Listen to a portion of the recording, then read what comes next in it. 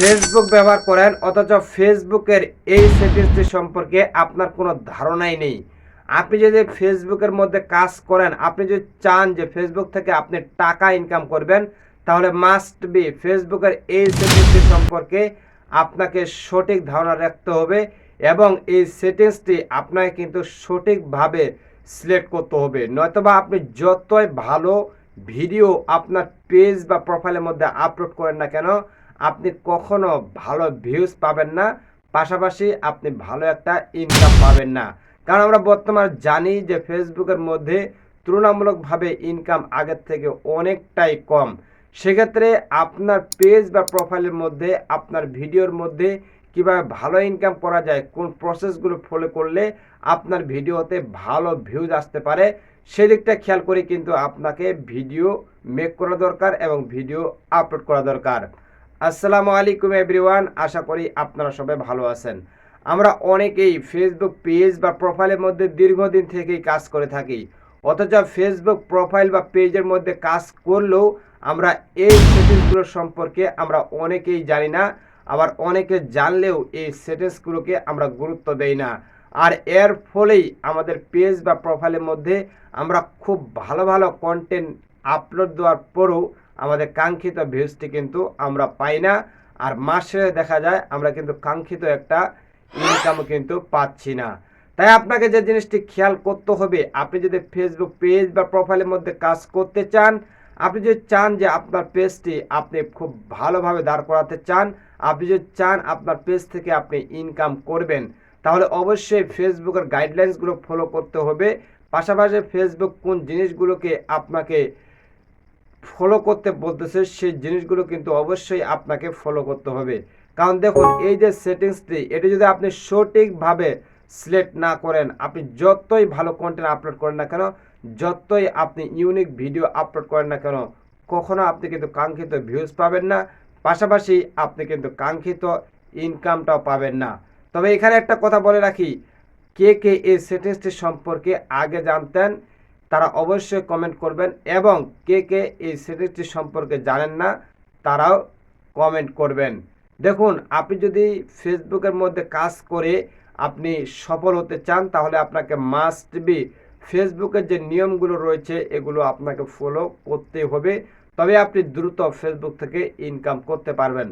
তো চলুন আমরা আর দেরি করবো না, এখন সরাসরি চলে যাবো মোবাইল স্ক্রিনে। কারণ আপনাদেরকে আমি লাইভ প্রুফ দেখাবো যে আসলে এই যে ফেসবুকের সেটিংসগুলো রয়েছে, এখানে আপনাকে আসলে কোনটা সিলেক্ট করা প্রয়োজন এবং কোনটা সিলেক্ট করলে আপনার জন্য বেনিফিট হতে পারে, সেটি আজকে এই ভিডিওতে আপনাদেরকে লাইভ প্রুফ দেখানোর চেষ্টা করব।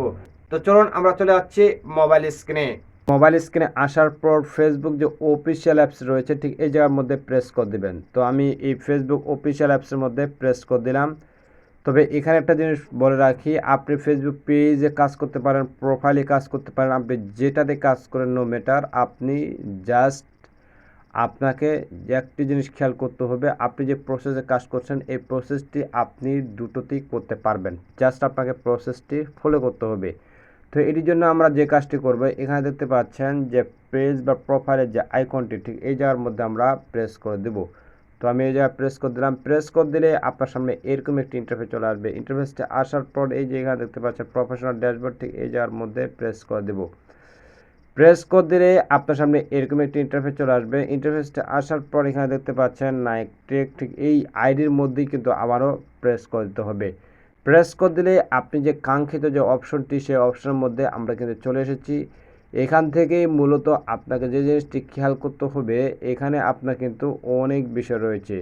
যেমন এখানে দেখতে পাচ্ছেন রিচ মোর পিপল, এখানে কিন্তু অনেকেই এটা দেয় না বা অনেকে এইটা সম্পর্কে বুঝে না। জাস্ট আপনাকে অবশ্যই বুঝতে হবে, জানতে হবে, তা না হলে আপনি কিন্তু কাজ করতে পারবেন না। আর আপনি যদি এখানে দেখতে পাচ্ছেন রিচ মোর পিপল, ঠিক এটাতে যদি আপনি প্রেস করতে চান, এই যে পাশে দেখতে পাচ্ছেন যে ড্রপ ডাউন বাটন, ঠিক এই ড্রপ ডাউন বাটনের মধ্যে প্রেস করে দিতে হবে।